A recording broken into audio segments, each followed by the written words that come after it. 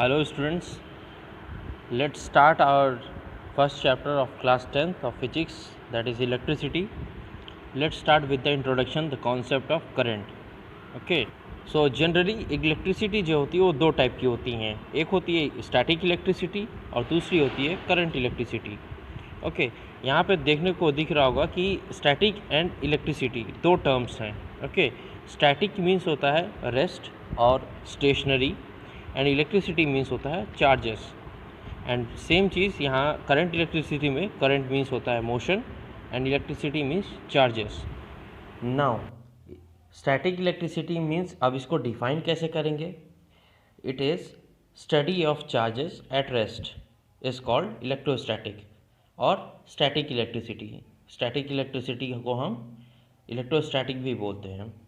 अगर हम इसका एग्ज़ाम्पल लें तो कह सकते हैं कि जब बचपन में जनरली हम लोग क्या करते थे कि प्लास्टिक की स्केल्स को हम लोग जब बालों में रब करते थे तो वो पेपर अट्रैक्ट कर लेता था. नाउ ये कैसे होता था? हम सोचते थे जादू है, बट ऐसा कुछ नहीं है. एक्चुअल में क्या होता था कि जब हम एक रब करते हैं एक दूसरी चीज़ों को, तब जो चार्जेस होते हैं वो ट्रांसफ़र होते हैं. ठीक है, खैर इसके बारे में तो ज़्यादा डिटेल्स में हम आगे 12th क्लास में पढ़ेंगे. फ़िलहाल हमें 10th में करंट इलेक्ट्रिसिटी के बारे में पढ़ना है. ठीक है, नाउ अब हमें देखना है कि करंट इलेक्ट्रिसिटी क्या होती है. तो जैसा कि हमने अब यहाँ देखा, करंट मीन्स होता है motion and electricity means charges. ठीक है, तो study of charges in motion is known as current electricity. एक शॉर्ट टर्म में हम इसे ऐसे भी बोल सकते हैं. ठीक है, नाउ हमें पता है कि मेटल का wire is a good conductor of electricity. जब हम कनेक्ट करते हैं किसी सर्किट में वायर को, ठीक है, चार्ज फ्लो करता है. ठीक है, पर क्या ये प्लास्टिक का वायर हो सकता है?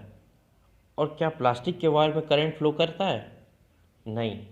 चार्ज को फ्लो करने के लिए हमको कंडक्टर की ज़रूरत पड़ती है. नाउ आगे देखते हैं कि क्या है differentiate in between conductor and insulator. हम सभी को पता है, पहले भी पढ़ा है हम लोगों ने कि materials that allow charges to flow through them is called conductor and materials that do not allow charges to flow through them are called insulators. ठीक है, एग्जांपल ले सकते हैं. जैसे कंडक्टर का एग्जांपल हो जाएगा मेटल्स, एलॉय. ठीक है, और इंसुलेटर का एग्जांपल हो जाएगा non metal, glass, rubber, plastic, etcetera etcetera. Next आगे देखते हैं. ये एक बहुत बढ़िया एग्जांपल है समझने का कि जो एक वायर होता है उसके जो इनसाइड होता है वो होता है कंडक्टर, एंड जो ऊपर की जो कवरिंग होती है प्लास्टिक कोटेड रहता है वो होता है इंसुलेटर. अब जैसे अंदर का जो पार्ट लिया है वो इसलिए होता है ताकि अंदर से ही अंदर जो है करंट जो है फ्लो करता रहे, और जो बाहर का ऊपर जो प्लास्टिक कोटेड है, प्लास्टिक कोटेड एरिया या जो सरफेस कह सकते हैं, वो इसलिए होता है ताकि ऑब्वियस ही बात है करंट जब अंदर से फ्लो हो रहा है तो बाहर किसी को करंट ना लगे. या नाउ आगे देखते हैं. The branch of physics that deals with static charges is called electrostatic, या स्टैटिक इलेक्ट्रिसिटी भी इसे बोलते हैं, पहले हम पढ़ चुके हैं. Whereas the branch that deal with dynamic charges is called current electricity. इसको ऐसे भी बोल सकते हैं, current is defined as the rate of flow of charges. Example लेते हैं. The amount of charges flowing per second. अब देखो यहाँ जैसे कि एक वायर है, उसका ये जो पोर्शन है, जो सर्कुलर पोर्शन है आगे का, ये क्रॉस सेक्शन एरिया कहलाता है. ठीक है, तो इस एरिया से कितना चार्ज फ्लो हो रहा है एट टाइम टी, उसे हम कहते हैं current.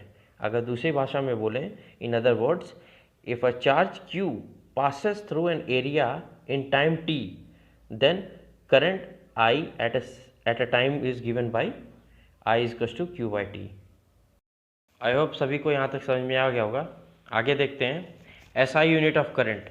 The unit of charge Q is coulomb denoted by capital C and time is measured in seconds.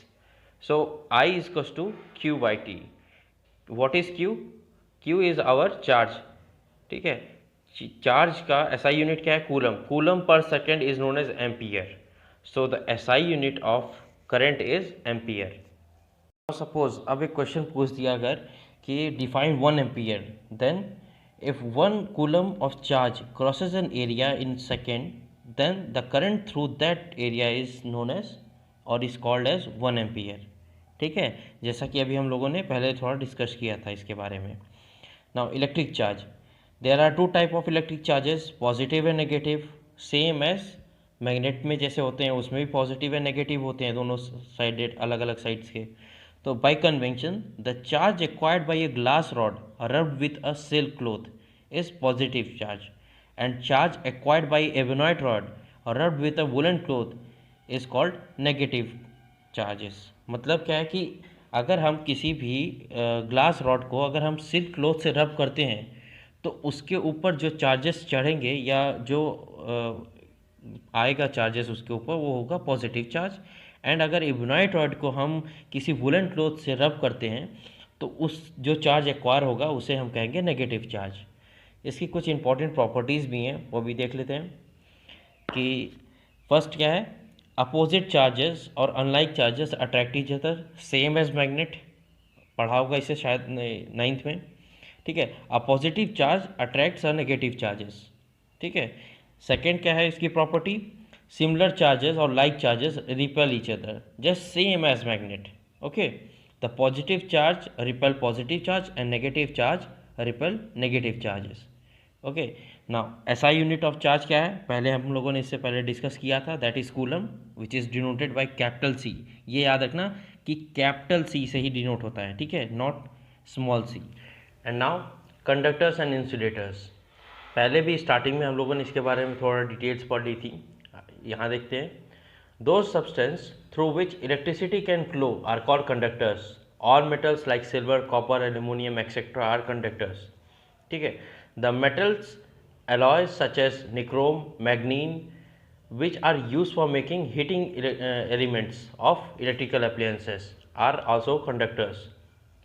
ठीक है, एक चीज़ देखा होगा हम लोगों ने कि जो ये कुछ alloys होते हैं, alloys what comparatively उससे लेस प्योर होते हैं मेटल्स से, alloys जो होते हैं लेस प्योर होते हैं, बट ये यूज़ कहाँ होते हैं, जैसे हमारे हीटिंग अप्लायंसेस में, जैसे कि टोस्टर्स हो गए या हीटर हो गए, वहाँ पे हम लोग जो है एलॉयज़ का यूज़ करते हैं। क्यों? क्योंकि alloys are what, it is a mixture of two और more than two metals, right. So now carbon in the form of graphite is also a good conductor.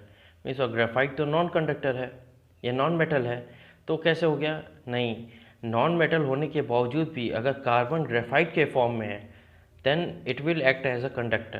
ठीक, and the human body is very good example of conductor of electricity। Now what are insulators?